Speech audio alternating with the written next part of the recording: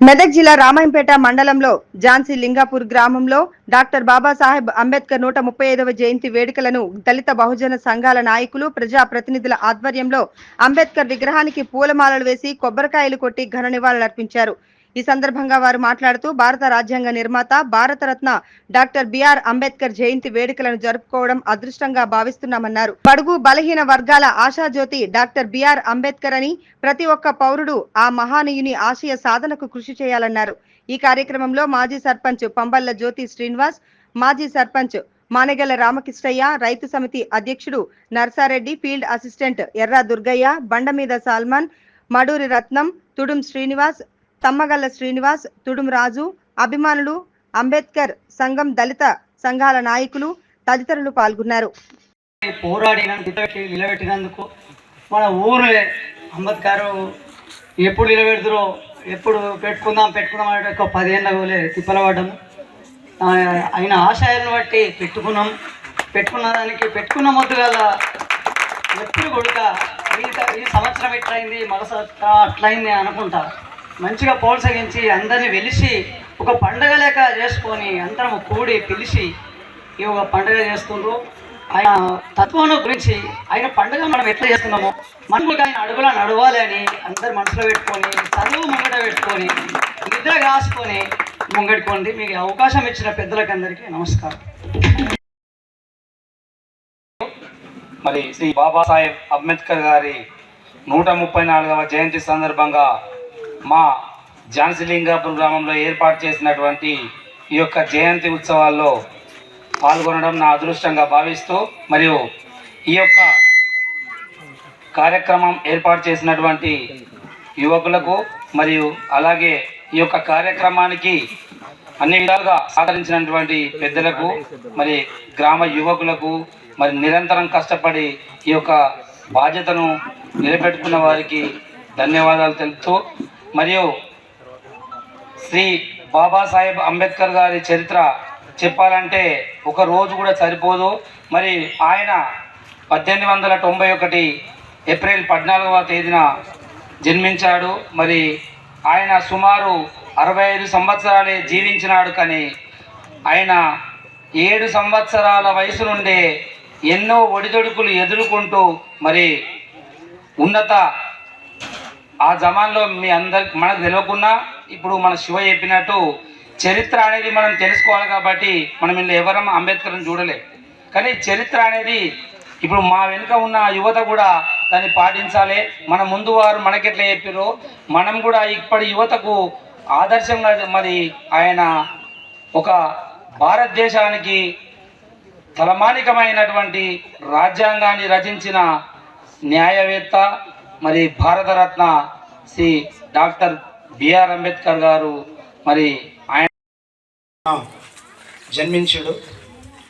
మహారాష్ట్రలోని రత్నగిరి జిల్లా అంబవడి గ్రామంలో భీంబాయి రామ్జీకి జన్మించినటువంటి డాక్టర్ బాబాసాహెబ్ అంబేద్కర్ 14వ సంతానం। ఆయన చదువుకునే క్రమంలోనే ఎన్నో అవమానాలు ఎన్నో బాధలు ఓర్చి భావితరాల భవిష్యత్తు బాగుపడాలనే ఉద్దేశంతో ఒక సంకల్పంతో అగ్రకులాల మీద ఎన్నో పోరాటాలు చేసింది।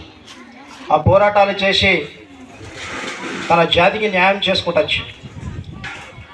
పార్లమెంట్లో ఒక బిల్లు పాస్ చేసినప్పుడు తనకు అనుకూలంగా లేనప్పుడు ఆ పదవికి కూడా తృణపాయంగా పక్కకు పెట్టి రాజీనామా చేసి బయటకు వచ్చింది। మరి ఈ రోజులలో మనము ఒక పదవిని త్యాగం చేయాలంటే మనము స్వార్థంతో కూడినటువంటి వ్యక్తులమై ఉన్నాం, కానీ దేశ భవిష్యత్తు కోసమే ఆయన నిస్వార్థంగా రాజీనామా చేసి తన జాతికి న్యాయం చేసుకుంటూ వచ్చింది। మరి అంబేద్కర్ రాజ్యాంగం రాసినటువంటి రాజ్యాంగము భావి తరాలకు అనగారిన కులాలకు తూర్పు పడమర ఉత్తర దక్షిణం నలుగురు 4 దిక్కులు నిలబడ్డట్టుగా మన భారతదేశాన్ని ప్రపంచంలో అత్యున్నతమైన స్థానంలో ఉంచడానికి కారకులు వీళ్ళు నలుగురు। మన వేదాలు కానీ మన భారత రామాయణాలు కానీ మనల్ని భారతదేశంలో ఉన్నత స్థానంలో నిలపలే, కేవలం వీళ్ళు మాత్రమే నిలిపారు। అయితే ఇక్కడ క్యాస్టిజం అనేది బాగా పనిచేస్తుంది। అంబేద్కరిజంలో క్యాస్టిజం ఒకవేళ మాట్లాడగలిగితే చాలా టైం తీసుకోవచ్చు. ఒక్క మాటలు చెప్తా. క్యాస్టిజం అనేది అంతకు మామాలను కానీ తెలుగుదెంకరులను కానీ బడికి రావద్దన్నటోళ్ళు, దేవాలయం ఎక్కద్దన్నటోళ్ళు. కానీ ఈరోజు ఏం పని చేస్తుంది ఈ దళితులు అనేటోళ్ళు ఎవరయ్యా అంటే ఓన్లీ మాదిగ మాదిగలు కాదు, మనోళ్ళు 57 కులాలు, మనతో పాటు బీసీ వర్ణాలు, రెడ్డిలు కూడా ఉత్పత్తి కులాలే. కానీ బలిజ, బాపన, వైశ్య వాళ్ళు మాత్రమే ఉత్పత్తి కులాలు కాదు. వాళ్ళు ఉత్పత్తి చేయలేరు, వ్యవసాయం చేయరు. మనం చేసిన దాని మీద దోసుకొని బతికేటోళ్ళు మాత్రమే వాళ్ళు ఉత్పత్తి కులాలు. అంటే మిగతా బీసీలు కానీ ఎస్సీలు కానీ మన కింద ఉన్న వాళ్ళందరూ కూడా ఉత్పత్తి కులాలు. కష్టం చేస్తేనే తప్ప రెక్కలే మన ఆస్తిపాస్తులు తప్ప మనకు ఆస్తులు పాస్తులు ఏమి మందిని మోసం చేసే బతుకులు మాత్రం మనకు ఉండేవి. ఆ క్యాస్టిజం ఎట్లా పనిచేస్తుంది? గుడే కనియలే, బడే కనియలే, నీళ్ళు తాగనియలే. నీళ్ళు లేకపోతే వీళ్ళిద్దరు కూడా నీళ్ళ కొరకు ఫస్ట్ ఉద్యమం చేసింది.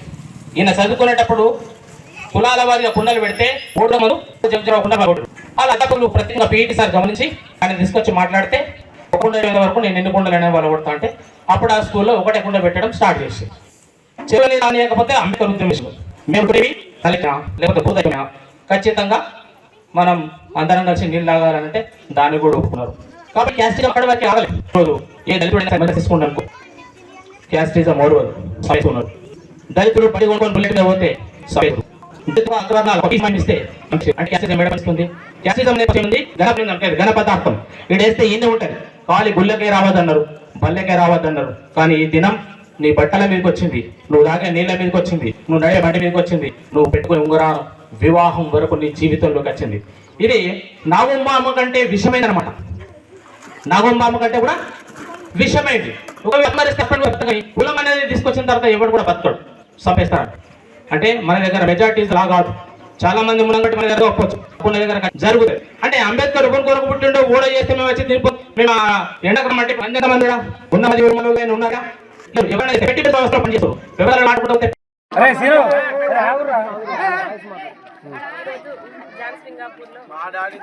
డాక్టర్ బిఆర్ అంబేద్కర్ గారి 134వ జయంతి సందర్భంగా మా యూత్ సభ్యులు, గ్రామ ప్రజలు, గ్రామ పెద్దలు ప్రతి ఒక్కరూ సహకరించి ఈ కార్యక్రమాన్ని విజయవంతం చేయడం జరిగింది. అదేవిధంగా ఈరోజు మా గ్రామంలో